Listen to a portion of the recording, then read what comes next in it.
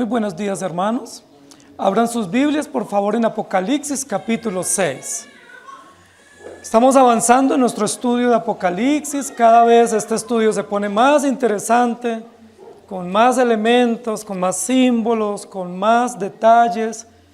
Y por supuesto también se pone más difícil para nosotros entenderlo, para interpretarlo. Pero a medida que el libro se pone más complejo en su interpretación, también nos aproximamos más y más a los detalles de la esperanza, del gozo, del cuidado de Dios para su pueblo. Nosotros hemos estado estudiando este libro a lo largo ya de 1 año y medio, ya acercándonos a 2 años, bajo un eslogan: Jesucristo, Cordero Vencedor. Y no vamos a perder esa línea de pensamiento. No nos vamos a enfocar en las catástrofes o en las circunstancias, sino que nos vamos a enfocar siempre en Cristo, que es el Cordero Vencedor, la revelación de nuestro Señor Jesucristo. Nos vamos a enfocar en el autor y consumador de la fe, en aquel que es, que era y que ha de venir. Si nosotros perdemos esta línea de entendimiento, nos llenamos de angustia, nos llenamos de dolor y nos frustramos terriblemente. Nosotros necesitamos mantener el centro en nuestro estudio bíblico, y el centro se llama únicamente Jesucristo, el Hijo de Dios. Es la razón de nuestra vida, la razón de nuestra adoración, la razón de nuestro culto. Hoy estamos aquí por Él. Y saldremos a nuestros trabajos por Él. Y viviremos por Él. Y también moriremos por Él. Hoy nos corresponde continuar nuestro estudio de los 7 sellos, que ha sido un estudio muy interesante, muy llamativo. Los primeros 4 sellos relacionados con 4 jinetes y relacionados con los 4 seres vivientes. Pero a partir de este versículo en adelante, vamos a ver que hay un cambio en la redacción. Dice así: cuando abrió el 5º sello, vi bajo el altar las almas de los que habían sido muertos por causa de la palabra de Dios y por el testimonio que tenían. Y vamos a dejar hasta aquí hoy. Notemos que los primeros 4 sellos del capítulo 6 estaban asociados a un caballo, a un jinete, a un color específico y a un ser viviente. 4 connotaciones interesantes que guiaron el estudio y la hermenéutica de los primeros 4 sellos. Pero a partir del 5º hay una novedad, cambia la redacción. No hay caballos, no hay jinete, no hay un color y no hay un ser viviente. Es decir, nos van a narrar otro tipo de eventos, otro tipo de realidades, otro tipo de circunstancias que hacen parte de la revelación histórica, pero que no están directamente asociadas con el cielo, con Jesucristo y con el Evangelio, sino más bien que son implicaciones o condiciones que los creyentes tenemos que vivir. Los primeros 4 sellos, ¿dónde se desataron? En el cielo. ¿Quién los desató? El Cordero, ¿cierto? ¿A quién representan? 4 aspectos del Evangelio, es decir, 4 aspectos de la revelación de Cristo. Los primeros 4 sellos nos muestran la soberanía, el control absoluto, el poder extraordinario de Dios a través de Cristo para guiar todos los hilos de la historia. ¿Sí? Rey soberano, dijimos, redentor absoluto y perfecto, juez único y justo. Y el último, Jesucristo que vence la muerte, ¿cierto? Que resucitó, que es absoluto como redentor, como poderoso sobre la muerte y sobre el Hades.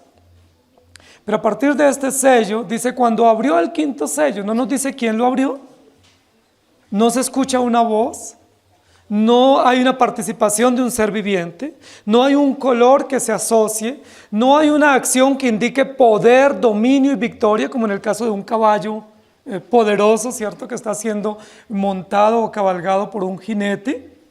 Sencillamente dice cuando abrió el 5º sello. Y a partir de esta parte del capítulo 6 vamos a presenciar unas escenas muy dramáticas, escenas que ponen en suspenso esta revelación, ¿sí? Que ponen en suspenso la revelación y nos dice cuando abrió el 5º sello, vi bajo el altar. Y ese es el título de nuestra enseñanza hoy, vi bajo el altar. Y yo quiero que nosotros notemos lo importante que va a ser este sello, porque es como una película de suspenso, a los que les gusta el suspenso en las películas, ¿cierto? Viene una parte interesante, con mucha acción, caballos, jinetes, gritos, espadas, luces, color, pero de un momento a otro la película entra en un suspenso, que es un suspenso dramático, como una expectativa de algo que viene y de algo que continúa, pero necesitamos presenciar en detalle y en silencio todo lo que va a acontecer. Y lo primero que va a acontecer en este quinto sello no es una voz, no es el tropel de un caballo, no es un color deslumbrante. Lo que vamos a ver en el quinto sello es una realidad dolorosa, una realidad histórica, pero una realidad de persecución contra los creyentes. Vi bajo el altar las almas de los que habían sido muertos. Y yo quiero que nosotros no nos perdamos en nuestro estudio, porque recuerden que nosotros hemos dicho que el Evangelio implica dos realidades, ¿sí? La vida cristiana implica dos realidades, que es el mensaje de la buena nueva y el sufrimiento. Es un binomio de conceptos, son dos conceptos que no se pueden separar, evangelio y sufrimiento. Muchos de nosotros quisiéramos solamente evangelio, sin sufrimiento. Muchos de nosotros quisiéramos solamente las buenas, sin la implicación. Nosotros quisiéramos no tener enfermedades, no tener crisis, no tener aflicciones y casi que ni siquiera enfermarnos ni morirnos. Cosa que no va a suceder. En la historia de la redención no va a suceder. La historia de la redención implica evangelio y sufrimiento, juntas, como una verdad integral. Y eso es lo que nosotros creemos por la doctrina, pero también es lo que predicamos en nuestra iglesia. Nosotros sabemos que las circunstancias y los sufrimientos hacen parte integral de la vida cristiana. No son las acciones del demonio contra nosotros. No es el anticristo que actúa contra nosotros. No, es parte integral de la vida. Es parte propia del drama de la existencia. Vi bajo el altar. ¿Dónde se está dando este sello? En el cielo. Está siendo desatado en el cielo. ¿Juan dónde está? Juan está en Patmos, presenciando esta visión, pero recuerden que al comienzo del capítulo 4, el Señor le dice, sube acá. Y presencia. Juan está en visión, presenciando lo que acontece. Y en este momento de la narración del texto, capítulo 4 y capítulo 5 enfatizó el trono de Dios en el cielo, el estrado de Dios donde gobierna Dios y donde ejerce su dominio, su trono absoluto. Pero a partir de este sello nos va a ubicar en otro lugar de la historia de la redención, el altar. Y yo quiero que ustedes se ubiquen mentalmente y ubiquen los textos en el Antiguo Testamento que hablan sobre el altar. El altar era uno de los lugares más importantes para el pueblo hebreo. Recuerden que el tabernáculo y luego el templo de Salomón tenía básicamente tres lugares principales: el atrio o el patio, luego el lugar santo y luego el lugar santísimo. Había dos altares, el altar del incienso y el altar del sacrificio. ¿De cuál altar estará hablando acá? Del altar del sacrificio, porque va a hablar de muertos, va a hablar de degollados. El altar del sacrificio quedaba en el atrio, es decir, en la parte inicial del tabernáculo. Cuando los hebreos entraban a ese límite del tabernáculo que estaba sellado con cortinas, una vez entraban por esa puerta principal, lo primero que se encontraban era con el altar del sacrificio y luego con el lavacro o el lavadero o la alberca donde se lavaban los pies y las manos, los sacerdotes y los levitas que oficiaban los sacrificios. Entonces el altar del sacrificio en primer lugar era una parte inicial de la entrada al lugar de adoración. Antes de entrar al lugar santo, todos tenían que pasar por el altar del sacrificio. Y en el altar del sacrificio podían estar todos. Recuerden que al lugar santo solo entraban los adultos, hebreos circuncidados, o levitas que participaban del culto o de la celebración, y los sacerdotes. No entraban ni las mujeres, ni los extranjeros, ni los niños. Pero ¿dónde podían estar? Podían estar en el atrio. Es decir, las mujeres, los niños y los extranjeros podían entrar hasta el atrio. ¿Y qué era lo más importante del atrio? El altar del sacrificio. Y en el altar del sacrificio, se hacían varias cosas. Lo principal que se hacía en ese altar del sacrificio era degollar los animales que iban a ser oficiados en la ceremonia, en el lugar santísimo. Era el lugar del degolladero. ¿A quién le gusta ese lugar? A ninguno nos gustaría ese lugar. Es como, digámoslo, el matadero, ¿sí? Era el matadero, pero no solamente donde ya exhiben la carne, en el caso nuestro cuando vamos a comprar, sino era el lugar donde degollaban. ¿Sí? En algunos lugares lo llaman el botalón, donde amarran los animales, ¿sí? Y los degollan y vemos toda esa carnicería. La sangre regada, malos olores, los animales gritando, gimiendo, porque no querían ser degollados. Todo el sufrimiento de un matadero. Eso es lo que se presenciaba en el altar. Y eso lo podían presenciar las mujeres, los niños y los extranjeros también. Era un lugar que no estaba restringido. Era un lugar abierto para todos los hebreos que se consideraban pecadores y necesitaban o se acogían a la gracia de Dios. Entonces, ¿qué es lo primero que encontramos en el altar? El matadero. Animales degollados. ¿Ustedes se imaginan que era un lugar agradable para ir?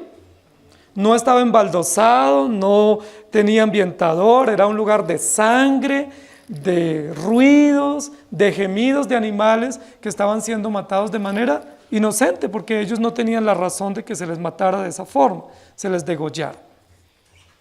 Lo segundo que se hacía en ese altar, yo quiero que ustedes recuerden, porque luego vamos a desarrollar en el texto, lo segundo que se hacía en ese altar era la remembranza del pacto.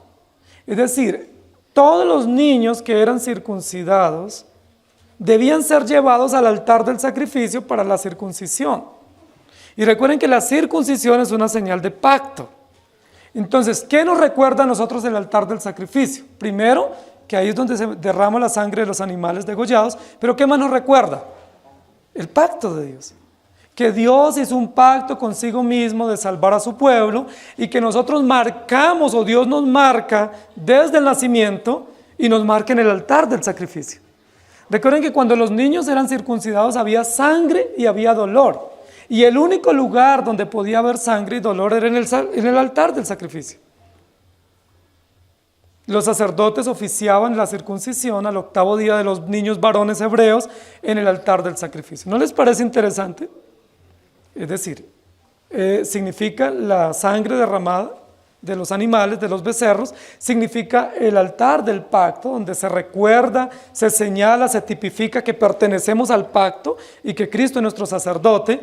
Pero había otra ceremonia muy interesante que se hacía entre los hebreos en el altar del sacrificio, y era la justicia. En el altar del sacrificio era que se determinaba justicia para un reo o para un criminal. Cuando alguien de manera injustificada cometía un homicidio, él tenía que correr o llegar a una ciudad de refugio para protegerse y luego tener un debido proceso en su juicio, o sencillamente correr al tabernáculo o al templo y abrazarse de los cuernos del altar. ¿Recuerdan? Que era donde amarraban los animales. Había unos cuernos que se llamaban los cuernos de la justicia, los cuernos del altar, y esos reos o esos criminales que iban perseguidos por los que estaban reclamando justicia, iban y se abrazaban a los cuernos del altar y allí se les tenía que proteger la vida. Nadie que se abrazara a los cuernos del altar podía ser muerto. ¿Qué significaba esa ceremonia? Que ellos se acogían a la justicia de Cristo. Que sí, ellos habían obrado mal, pero ellos se abrazaban de la justicia de Cristo. Entonces, ¿qué más nos recuerda el altar? La justicia de Cristo. Que aquellos que nos acogemos por gracia a la justicia de Cristo somos protegidos de morir o somos preservados y se nos regala la vida. Pero ¿qué más se hacía en el altar del sacrificio?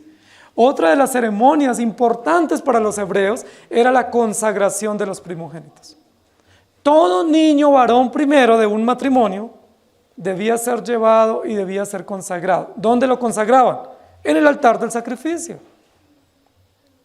Era allí donde se consagraba a los primogénitos y donde se decía que ese primogénito no debía morir y que se dedicaba a ese hijo al Señor en una ceremonia. Recuerden que cuando los egipcios murieron, los primogénitos, Dios preservó la vida de los hebreos y dijo: todo hijo primero varón debe ser consagrado al Señor.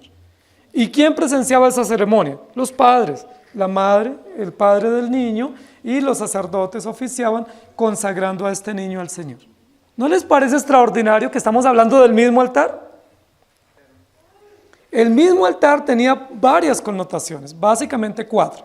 Era el lugar donde se derramaba la sangre de los animales, era el lugar que remembraba el pacto de Dios con su pueblo, era el lugar de la justicia, donde se impartía justicia, era casi como una sala de juicio, donde se dictaminaba quién era culpable o quién no, pero también era el lugar donde se consagraba a los hijos de Dios o a los que iban a representar a Dios en su pueblo y en su servicio. ¿En qué lugar estamos nosotros en este momento? ¿Qué dice el versículo número 9? Cuando abrió el 5º sello, vi bajo el altar. ¿Cuál altar? El altar del sacrificio, el altar de la justicia, el altar del pacto y el altar de la expiación. Vi bajo el altar. Y es muy interesante lo que nosotros vamos a comenzar a presenciar en estos textos que siguen. Hoy solo vamos a desarrollar el versículo número 9. Vi bajo el altar. El texto dice: vi las almas de los que habían sido muertos por causa de la palabra de Dios y por el testimonio que tenían.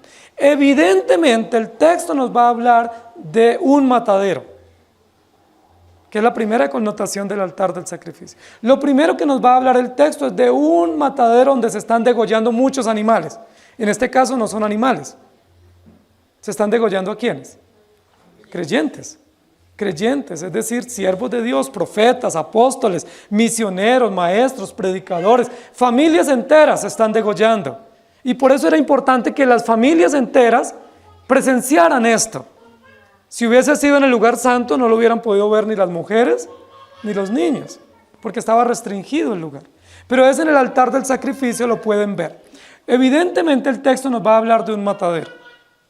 Versículo siguiente nos va a hablar de un clamor de justicia y próximo versículo nos va a hablar de la connotación de pacto. Hoy nos vamos a dedicar a hablar solamente del matadero. Recuerden que tiene 4 connotaciones el altar. No las olviden porque en los domingos siguientes debemos retomarlas. Vi bajo el altar. Ahora, lo interesante del texto es que comienza diciendo que lo primero que él ve son las almas de los que habían sido muertos. Pero yo quiero hacer una inversión intencional en el texto y quiero que vayamos a la parte final del texto, donde dice: habían sido muertos por causa de la palabra de Dios. Voy a invertir y voy a trabajar primero juntamente con ustedes el concepto de la palabra de Dios. ¿Por qué? Porque nosotros tenemos la tendencia a ver primero las circunstancias y luego ver las causas de las circunstancias. Y si nosotros somos fieles al texto bíblico y fieles a la doctrina que tenemos, las circunstancias son resultado de una causa primera o una causa absoluta o una causa formal. ¿Cuál es la causa formal de este texto? La palabra de Dios, no la circunstancia. Ahora, ¿por qué el texto pone primero las circunstancias? Porque el texto tiene una intencionalidad, es dar confianza y esperanza a una iglesia oprimida. Pero nosotros no estamos oprimidos hoy. Entonces, como no estamos oprimidos, vinimos libremente y no perseguidos, ni estamos con temor de que nos degollen hoy, acá bajo el altar. Nosotros tenemos que ver primero la causa formal. ¿Cuál es la causa formal de la muerte, del martirio y de la persecución de los creyentes? Solo hay una causa formal, solo hay una causa absoluta, solo hay una causa eterna, y se llama la palabra de Dios. Y es probable que esto aquí nos haga estremecer un poco, porque nosotros pensaríamos que el autor de la muerte es Satanás, y que si nosotros morimos no es por causa de Dios, sino por causa del diablo. Tanto así que muchos reprenden la muerte y reprenden la enfermedad, y no la aceptan. Pero el texto está diciendo claramente que la razón de la muerte no es el emperador, no es la persecución imperial del momento, sino que la causa de la muerte es la palabra de Dios. ¿Qué es lo que dice el texto entonces? Dice básicamente dos cosas. Primero, que Dios determinó que nosotros muramos. ¿Y dónde lo determinó? En su palabra. Dios en su palabra determinó que toda la humanidad debe morir. Está establecido para los hombres que vivan y mueran. Está establecido. ¿Quién lo estableció? Dios. ¿Desde cuándo?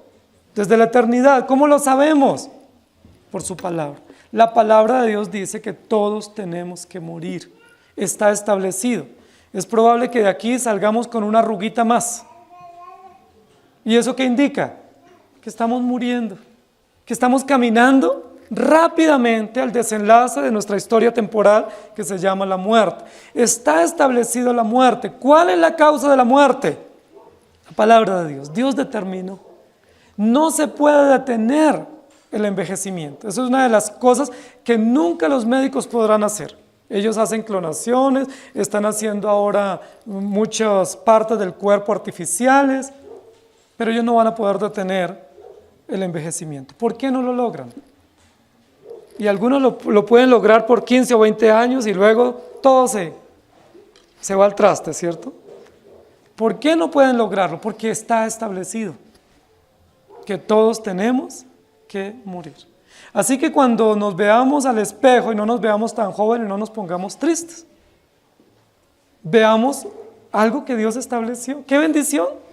Dios estableció eso. Yo estoy envejeciendo naturalmente porque hace parte del designio de Dios. ¡Qué alegría! Se está cumpliendo la palabra. Cada vez que celebremos años, veamos que se está cumpliendo la palabra. La palabra dice que está establecido que muramos. Dios estableció que muramos y que muramos de muerte natural o que muramos de envejecimiento. No obstante, también la palabra, a causa del Evangelio, determina que aquellos que creen en Cristo padecerán persecución. Entonces Dios determinó cómo vamos a morir. Nosotros no sabemos cómo vamos a morir. Algunos soñamos y decimos, bueno, yo quisiera morir de esta manera, a mí me gustaría morir de repente, a mí me gustaría que me diera un infarto y que nadie se preocupara por mí. Otros dicen, yo quisiera saber con anterioridad. Cada uno de ustedes puede estar pensando, ¿cómo le gustaría morir? Para alcanzar a hacer el testamento, para alcanzar a despedirse, para dar sus deseos finales. Otros dicen, no, yo quisiera sencillamente levantarme y, bueno, mejor no levantarme, ¿no? Acostarme y no levantarme. ¿Listo? Usted puede soñar y aspirar, pero ¿quién es el que sabe cómo va a morir usted? Dios. Dios ya sabe usted cómo va a morir. Él ya sabe. Él ya determinó en su palabra, Él determinó cómo usted y yo vamos a morir. Y si Él determinó que vamos a morir degollados, así va a ser. Si Él determinó que vamos a morir torturados por causa del Evangelio, así va a ser. ¿Por qué? Porque eso es una determinación de Dios. Está establecido en la palabra cómo vamos a morir. No solo está establecido nuestro destino final, sino que está establecido nuestra muerte. Cuando Jesucristo estuvo acá en la tierra, algunos de los discípulos le decían, Señor, no diga que lo van a matar. O escóndase, no salga a la luz pública. ¿Sí? Y Jesús dice, no, ha llegado mi hora y voy donde me voy a ser entregado y me van a matar y me van a crucificar. Y los discípulos decían, no entendemos cómo tú te expones a la muerte. O sea, no entendemos cómo tú vas al degolladero. Pero el Señor dice, está establecido que así sea. Cuando Judas entregó al Señor, ¿recuerda lo que dice la Escritura? Que Judas entregó al Señor como estaba determinado. Estaba determinado que Judas, el hijo de perdición, entregara al Maestro. Miren lo interesante, queridos hermanos. No hay nada al azar. Eso nos debe dar esperanza. Todas las circunstancias que nosotros vivamos, los creyentes están determinadas por la palabra de Dios. no por la casualidad. Y aquí nosotros vemos el contraste. La mayoría de nosotros decimos, ay, qué casualidad. Justo ese día que salió en el carro se accidentó. Qué casualidad. Justo ese día que no hizo esto o aquello le pasó esto. Para nosotros es casualidad, es azar. Pero para el cristiano es providencia, determinación. Dios determinó por la palabra. Entonces, ¿cuál es la causa formal de la muerte de los creyentes? La palabra de Dios.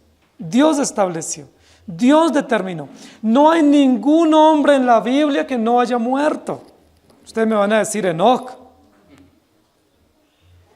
o Moisés. Yo les pregunto, ¿ustedes creen que Enoc y Moisés están con ese cuerpo corruptible en la presencia de Dios? No, la Biblia dice es necesario que todos muramos y comparezcamos. Cuando la Biblia dice que Moisés fue traspuesto o fue llevado, fue para que el pueblo no hiciera un ídolo de Moisés. Y Dios mató a Moisés en un lugar donde el pueblo no lo vio. De tal manera que no tenían cómo decir, mira, aquí tenemos el cadáver, lo vamos a embalsamar y lo vamos a idolatrar. Hubiera sucedido así. Porque así somos los seres humanos, idólatras. Entonces, el Señor lo llevó a un lugar y murió. Nadie sabe dónde murió, dónde fue sepultado. Pero no significa que no murió y que no fue sepultado. Y en el caso de Enoc también. La Biblia no dice que no murió, fue traspuesto en ese momento histórico. Pero el designio de Dios es que todos tenemos que morir y comparecer al trono de Dios. Entonces, no nos debemos preocupar, hermanos, porque aquí todos estamos muriendo, gracias a Dios. Gracias a Dios estamos muriendo. Ahora, el Señor puede acelerar nuestra muerte a través de otras causas y razones. Pero el texto dice claramente, habían sido muertos por causa de la palabra de Dios. La palabra establece que muramos. Ya estableció y establece la forma, establece el propósito, establece el lugar. No va a pasar ni a la víspera, ni va a suceder de manera que Dios no haya determinado para nosotros la muerte. Entonces, nosotros nos preguntamos, ¿por qué Dios no protege a los creyentes del martirio? ¿Dios tiene poder para protegernos? ¿Dios pudiera librarnos del martirio? ¿Estamos de acuerdo? Sí. La Biblia dice que Dios es todopoderoso. Él pudiera evitar el martirio, o pudiera evitarnos el sufrimiento de una enfermedad, o pudiera evitarnos estar en una clínica por meses o por años. Dios puede evitarlo porque Él es poderoso. ¿Por qué no nos evita eso? Pudiendo. ¿Por qué Dios permite que su pueblo sufra? ¿Por qué Dios permite que sus siervos sean torturados, martirizados, perseguidos? ¿Por qué Dios lo permite? Es una muy buena pregunta que nos debiéramos hacer. Y posiblemente no vamos a encontrar la respuesta satisfactoria para nosotros, sino la respuesta desde el plan de Dios. Ese es el plan de Dios. Ese es el propósito de Dios. ¿Para qué? Para su propia gloria y para nuestra santificación. Y para que nosotros comprendamos que la vida no nos debemos apegar a ella, sino que debemos es aferrarnos al autor y consumador de la fe. Dios en ninguna parte de la Escritura dice que Él va a proteger a la iglesia para que no pase persecución. Dice todo lo contrario, que vamos a ser perseguidos. Nosotros abrimos la Escritura en Génesis. Génesis capítulo 1 y 2 es unos capítulos extraordinariamente hermosos, ¿sí?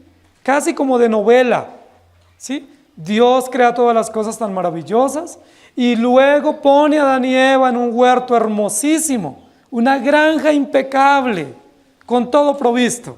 Pero ¿qué sucede en el capítulo 3? Desobediencia, el drama, la tragedia. Y en el capítulo 4, ¿qué pasa a esa primera pareja feliz con sus 2 hijos varones? No esperaríamos eso tan al comienzo de la historia, ¿no? Casi que se echa a perder la historia en su comienzo. Caín se levanta y mata a Abel. Trae tanto dolor a la familia, tanta injusticia, ¿sí? Sangre derramada. la sangre de tu hermano Abel clama a mí desde la tierra, pidiendo ¿qué? Justicia, advirtiendo que se ha cometido un crimen. Realmente es un crimen lo que se cometió contra Abel. La pregunta es, ¿por qué Dios no defendió a Abel? No existían armas de fuego como las nuestras. ¿Con qué lo mató? Con una piedra quizás, con un palo. ¿Por qué Dios no protegió a Abel? ¿Por qué Dios no libró a Adán y Eva de semejante circunstancia de terrible dolor? De ver casi que en su propia casa asesinan a su propio hijo por manos de su otro hermano. ¿Por qué? Porque está establecido. Porque hace parte del propósito de Dios, porque hace parte de la soberanía de Dios. Dios determinó eso. Y aún la muerte de Abel va a servir como historia para mostrarnos a Jesucristo. ¿Quién es el primero que va a tipificar de forma humana el derramamiento injusto de sangre? Abel. Luego va a acontecer con Jesucristo. Queridos hermanos, vi bajo el altar las almas de lo que la palabra determina. La palabra determina que muchos tendrán que morir, que muchos tendrán que ser tratados con crueldad. Y el texto continúa diciendo, cuando abrí el quinto sello, vi bajo el altar las almas de los que habían sido muertos por causa de la palabra de Dios y por el testimonio que tenían. Hay una causa formal. La causa formal es la decisión de Dios, la palabra de Dios, el decreto de Dios, la determinación soberana de Dios que da la vida y la toma porque a Él le place, porque ese es su plan, ese es su propósito soberano y eterno. Pero en segundo lugar vamos a ver la causa eficiente. ¿Cuál es la causa eficiente? ¿Cuál es la causa práctica por la cual se ve ese matadero al lado del altar? La causa eficiente es por el testimonio.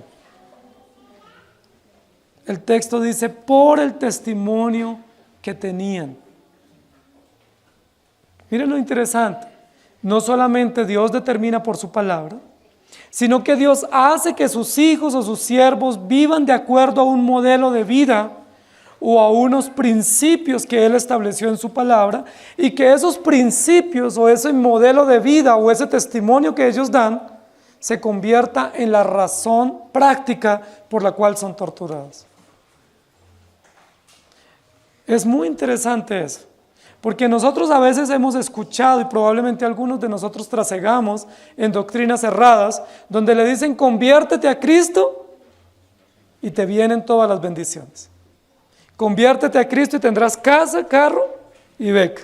Conviértete a Cristo y conseguirás trabajo y tendrás salud y todo te viene bien. Y nosotros ya sabemos que eso es un falso evangelio. Y ya lo experimentamos porque tenemos dolores, tenemos diagnósticos, pasamos crisis y enfrentamos muertes.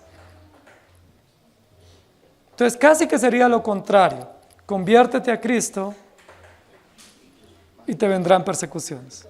Te vendrán torturas, te vendrán crisis, te vendrán angustias, serás perseguido. Casi que conocer el evangelio es como recibir un sufragio. Es como recibir una sentencia anticipada de muerte. Es casi como comenzar a morir de manera mucho más acelerada. ¿Por qué? Porque el evangelio implícitamente trae sufrimientos que no traía la vida pasada. El evangelio en sí trae implicaciones que no tenía antes la vida que teníamos sin Cristo. Y es muy importante que nosotros notemos eso. Nosotros tenemos un manual de vida que se llama la palabra de Dios. Ese manual de vida tiene principios absolutos, tiene normas eternas, fieles, seguras que nosotros debemos creer y seguir. Pero cuando tú comienzas a caminar de acuerdo a ese manual de vida, de acuerdo a esos principios, ¿qué sucede con la humanidad que te rodea? ¿Ellos ven bien eso? Ellos ven bien que tú antes todos los fines de semana te ibas a emborracharte con ellos y ahora tú dices, no, es que me voy el domingo para la iglesia. ¿Cómo ellos reciben esa información? ¿Ellos te felicitan? Dicen, qué bueno, me alegra que tu vida cambie, que tu hogar se restaure, que ya no te expongas a los vicios. ¿O cómo nos ven nuestros familiares cercanos, nuestros amigos, compañeros? ¿Y este qué le pasa? Se volvió loco. ¿Qué decían de Jesús? Que era loco, que tenía demonios. ¿Qué decían de los discípulos? Que eran unos divisores, que eran unos subversivos. ¿Quién los decía? El imperio. ¿Y qué hace esa actitud de esas personas contra los creyentes? Que se levanten y los persiguen. Hermanos queridos, nosotros pudiésemos pensar que aquí en nuestro país no tenemos violencia, pero sí la tenemos. Claro, no tenemos una violencia armada contra los creyentes. Hay algunos países donde solamente decir soy cristiano te matan. O sea, te queman o te echan aceite, te persiguen. Pero hay otros países donde simplemente, como en el nuestro, por decir ser cristiano, dicen hay leyes que te prohíben hablar estos temas o aquellos. Si tú hablas de la familia, te podemos perseguir. Si tú hablas en contra del aborto, te podemos perseguir. Si tú hablas en contra de parejas homosexuales, te vamos a perseguir. ¿Eso no es una persecución ideológica, institucionalizada, politizada? Claro que sí, todos los cristianos en todas las partes del mundo tienen eso. O son perseguidos de manera directa con armas, o son perseguidos a través de normas que coartan la libertad, que amordazan nuestra libertad y nuestra tranquilidad. ¿Cuál fue la razón por la cual estos mártires que están bajo el altar fueron perseguidos? Causa formal, palabra de Dios. Causa eficiente, el testimonio que ellos tenían. El testimonio. Y yo quiero que nosotros notemos eso. Aquí está diciendo que los creyentes que han sido martirizados eran creyentes verdaderos, que tenían un testimonio real. ¿Qué dicen las bienaventuranzas? Bienaventurados sois cuando por mi causa os vituperen y os persigan y digan toda clase de mal contra vosotros, mintiendo. Gozaos y alegraos, porque así persiguieron a los profetas. Mire qué esperanza tenemos. Si a usted lo están persiguiendo y viene a pedir consuelo, ¿qué consuelo va a recibir? No es el único que están persiguiendo. ¿Se acuerdan que así le pasó a Elías? A Elías lo estaba persiguiendo la reina Jezabel y el rey Acab. Y Elías entró en un periodo de depresión y de angustia, estaba muy frustrado.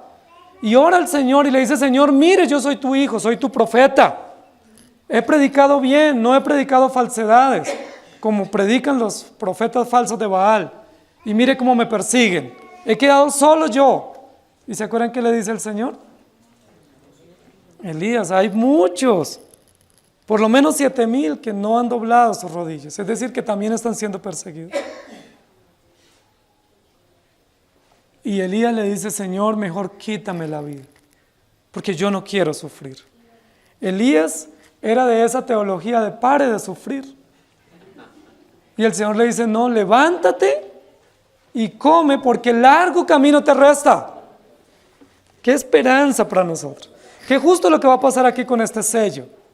Señor, mire las almas bajo el altar de los torturados. Y el Señor les dice, tengan esperanza porque todavía faltan más que van a ser muertos. Realmente para nosotros eso nos revestiría una esperanza, al menos que venga de nuestro Dios. Y al menos que nos permita comprender que es la obra perfecta de redención aplicada a través de la muerte por el testimonio de los creyentes. Hermanos queridos, cuando a Jesús lo ajusticiaron, hubo unas causas que levantaron contra él, la mayoría falsas. Decían que era un subversivo, decían que era un blasfemo, decían que tenía demonio, decían que se oponía a la ley, que despreciaba los símbolos judíos y ahí legitimaron su sentencia. Pero cuando Pilato fue a escribir, ¿recuerdan? En el madero fue a escribir la causa, dice, este es el rey de los judíos. Y se acuerdan que le llamaron la atención y dicen, no ponga este es el rey, diga, él se hace pasar por rey. O él dijo que era el rey. Y se acuerdan que dijo Pilato, ya lo escribí, así va a quedar. Ya está escrito. Bueno, en ese momento era muy costosa la tinta y los medios para la escritura. Hubiera sido en nuestro momento, era simplemente un clic y se borra y vuelve y se hace. ¿Sí? Pero él dice, lo que yo escribí ya va a quedar así. ¿Y qué quedó escrito? Este es el rey de los judíos. ¿Eso es una casualidad? ¿Fue un error de escritura? ¿Fue una causa falsa? No. Esa es la causa eficiente.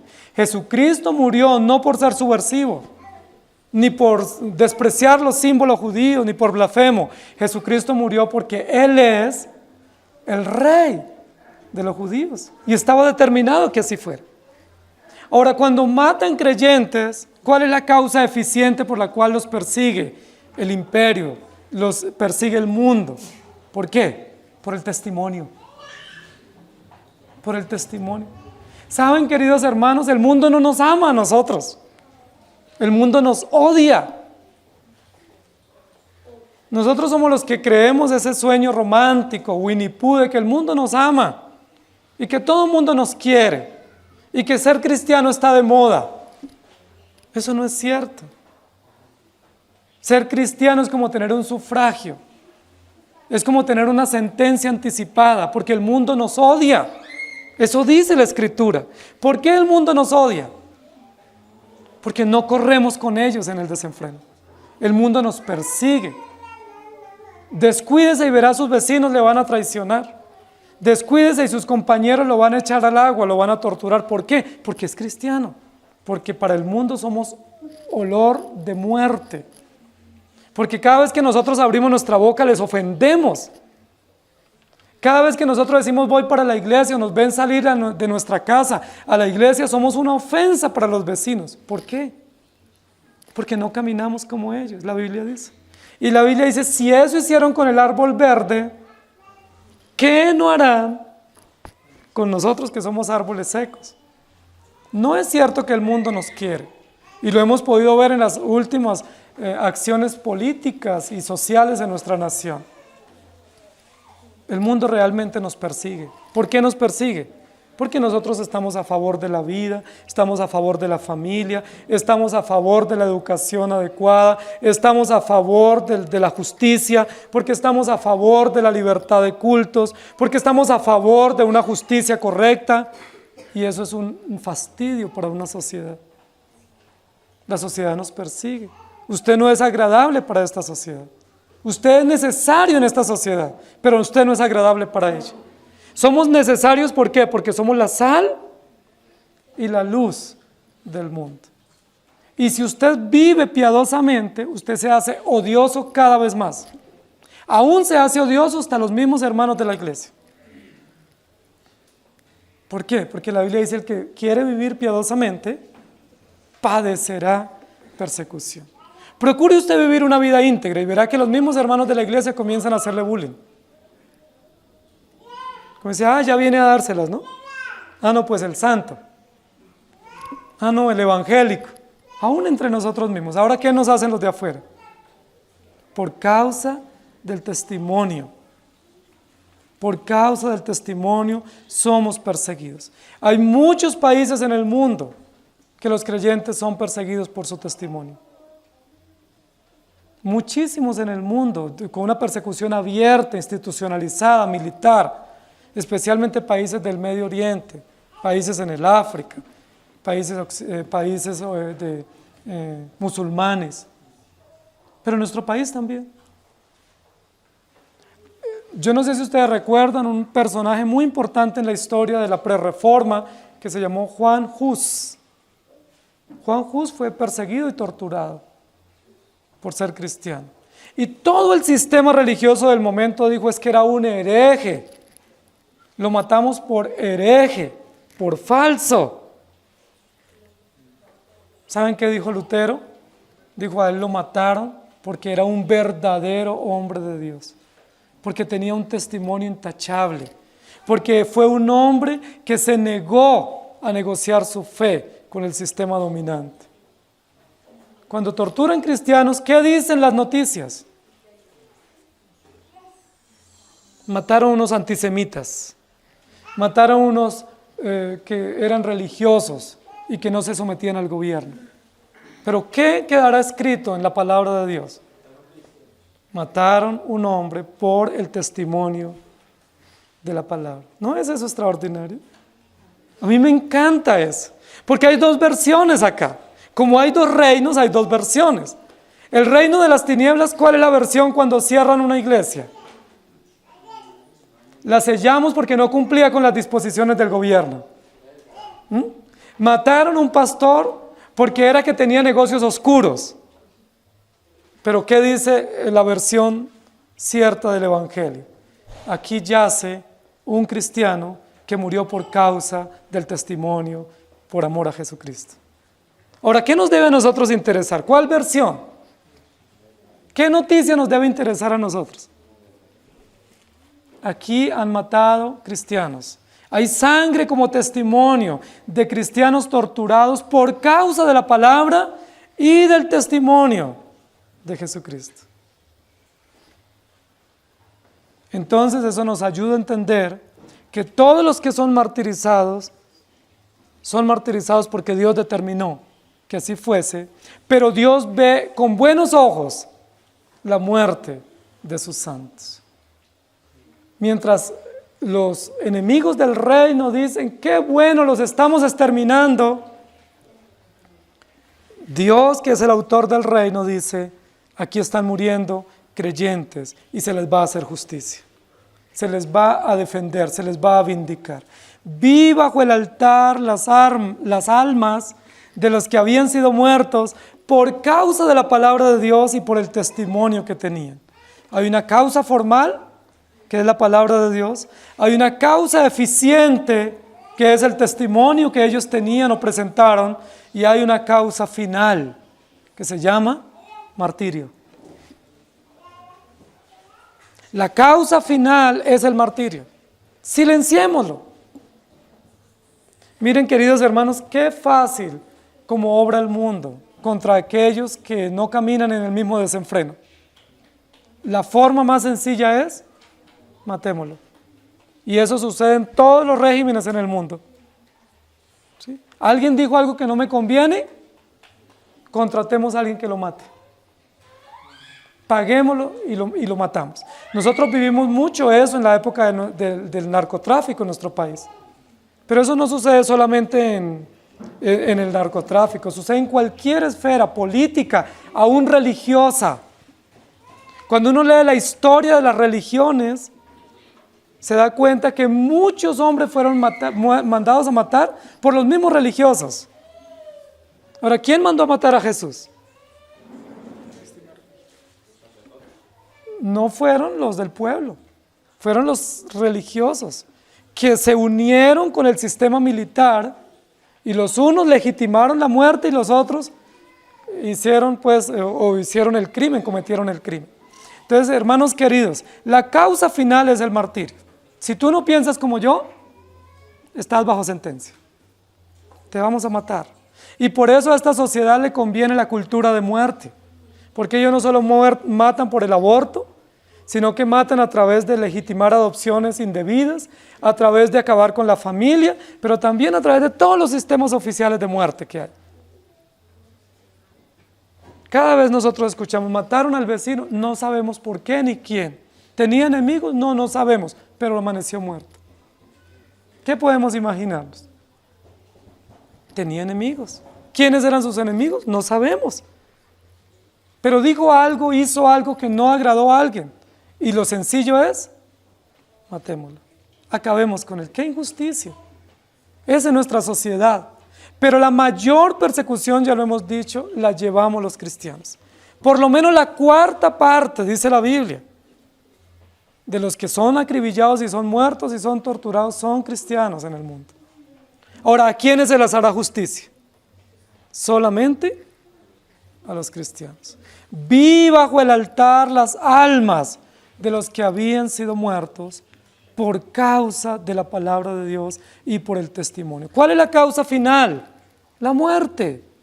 Pero aquí no dice, vi bajo el altar las almas de los que durmieron. Recuerden que la Biblia en muchos lugares se refiere a la muerte como dormir. El texto o el término mejor que se traduce aquí para muertos es: vi bajo el altar las almas de los que habían sido degollados. Ese es el término que se usa en el original. De los que habían sido degollados, de los que habían sido torturados o martirizados. Es el mismo término que se usa para los becerros que se traían al altar del sacrificio. Cuando venía la familia y traía el becerro o el cordero, decía: aquí traigo este cordero para degollarlo. ¿Y qué decía el sacerdote? Le decía a los levitas: por favor me degollan este cordero. Y aparan la sangre o recogen la sangre. Es el mismo término que usa aquí. Vi bajo el altar las almas de los que habían sido degollados. Aquí no está hablando de muerte natural. Aquí no está hablando de muerte por envejecimiento. Está hablando de muerte por tortura, como en el caso de Abel. Está hablando de muerte bajo martirio, bajo opresión imperial, bajo persecución institucionalizada contra los creyentes. Ahora, es importante lo que está diciendo acá el texto, porque aquí no dice: vi bajo el altar personas. ¿Qué fue lo que vio Juan? Almas. Yo les pregunto, ¿las almas se pueden ver? ¿Se pueden ver las almas si son la parte espiritual? ¿Se pueden ver almas? Ahora, ¿se pueden ver bajo el altar? ¿Qué fue lo que vio Juan realmente? ¿Vio almas? ¿Vio personas? ¿O vio evidencia de injusticia? ¿Qué era lo que se quedaba bajo el altar después de degollar un becerro? La evidencia, la sangre. Aquí se torturó a alguien. Una de las evidencias más difíciles de borrar en un crimen es la sangre. Se puede cambiar, se puede pintar las paredes, se puede cambiar las cañerías, pero si vienen a hacer inteligencia, a hacer investigación, van a encontrar evidencia de sangre. La mancha que no se puede borrar es la sangre. Ahí queda. Qué interesante eso, ¿no? Juan no vio almas, porque las almas no se pueden ver, primero. Segundo, porque las almas no quedan en el vacío, no quedan por ahí como penando. La Biblia dice: cuando una persona muere, el cuerpo va a la tierra y el espíritu va a Dios. No quedan en pena las almas. No creemos eso, no lo dice la Biblia. Por eso no creemos en un lugar intermedio, donde están todas las almas aguardando, un depósito de almas. No, nosotros creemos que cuando alguien muere, lo sepultamos, su cuerpo va a la tierra y su espíritu o su alma va a Dios. Entonces, ¿qué es lo que está viendo Juan? No las ve en el cielo. ¿Dónde las ve? Debajo del altar. ¿Pero debajo del altar quedaban las almas? No. Tampoco dice vio personas, porque habían sido sepultados hacía muchos años. ¿Qué es lo que Juan ve entonces? La evidencia de que ha habido creyentes torturados. ¿Cuál es la evidencia? La sangre. La sangre es la evidencia de que algo sucedió. Y nos pasa a nosotros hoy en día. Si usted va por la calle y ve sangre, ¿usted qué es lo primero que se imagina? Atracaron a alguien, mataron a alguien. Es lo primero, ¿sí? Cuando nosotros vemos sangre por ahí, nosotros decimos: no, seguro le salió sangre de la nariz porque estaba haciendo calor. Nosotros decimos: un crimen. ¿Sí? Mataron a alguien. ¿Por qué? Porque la sangre lo primero que nos indica a nosotros es muerte. ¿Y qué era la evidencia debajo del altar? La evidencia principal de que habían matado a un cordero para expiar los pecados. Que había sangre. Por eso la sangre tenía que ser recogida y tenía que ser presentada en el lugar santísimo. Cuando Juan dice: vi bajo el altar las almas de los que habían sido muertos, no está diciendo que habían almas en pena, cosa que no existe, no creemos eso. Eso es una doctrina católico-romana. No estaba diciendo que había personas ahí y cadáveres, porque esos cadáveres habían sido sepultados hacía muchos años. Los de Esteban, de Isaías, Jeremías, aún los de los apóstoles. ¿Qué es lo que está diciendo? Lo que él ve metafóricamente, simbólicamente, es sangre. Y cuando se ve sangre, nosotros decimos: hay injusticia, porque está la sangre al lado del altar. Si nosotros viéramos sangre aquí al lado del altar, nosotros no nos imaginamos que alguien se cortó una uñita. Nosotros decimos, hubo una muerte, hubo un asesinato, a alguien lo acribillaron. Antipas había sido muerto en el templo, ¿se acuerdan? De la iglesia de Pérgamo.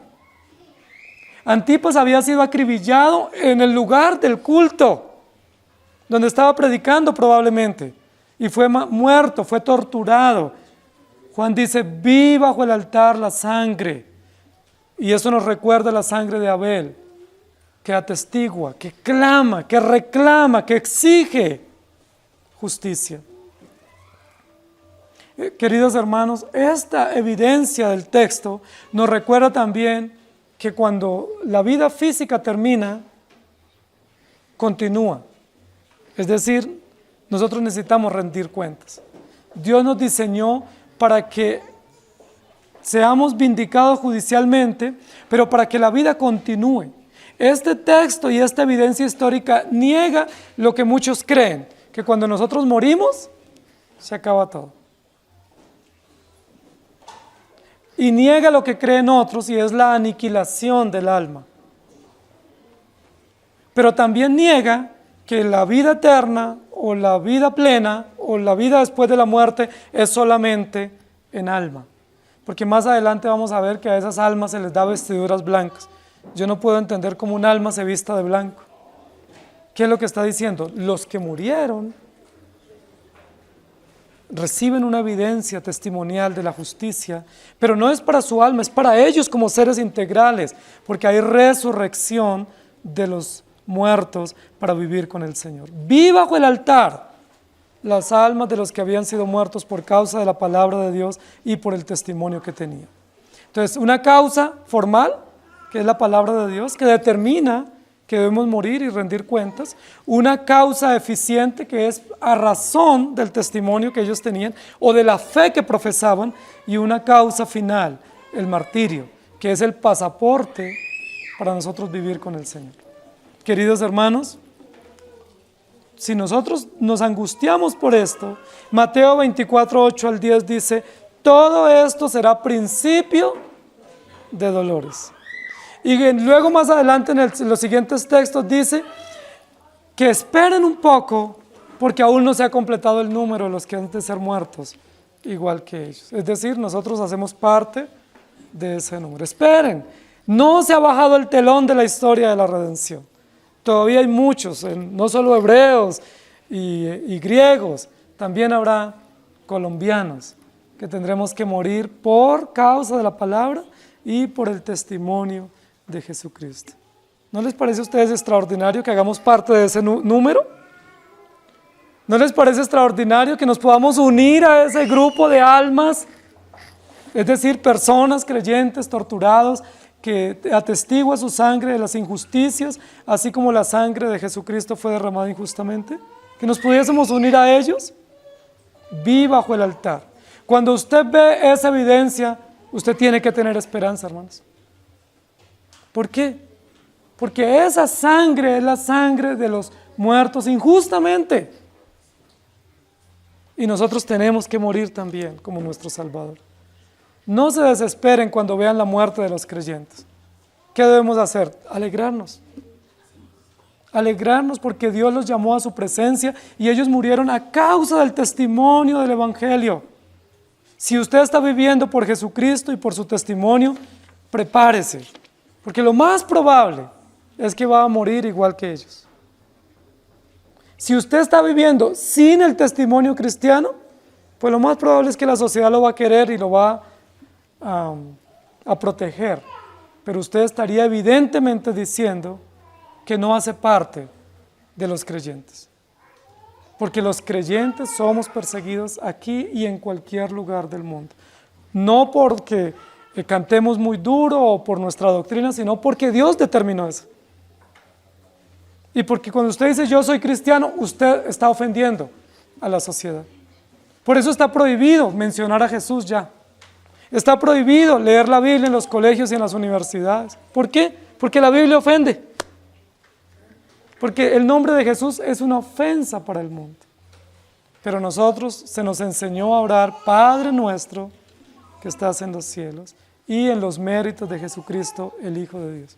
No importa a cuántos ofendamos. Tenemos que seguir ofendiéndolos. Prediquémosles el Evangelio. Señor, gracias por tu palabra. Aunque esta escena es dramática, es también digna de reconocer por la esperanza que nos da. Todos los muertos en Cristo no pasan inadvertidos. Todos, aunque mueran en diversos lugares y circunstancias, es como si hubieran muerto bajo el altar del sacrificio, bajo el signo de la injusticia, de la persecución, de la tortura, de la indolencia. ¿Cuántos creyentes han muerto así? ¿Cuánta persecución?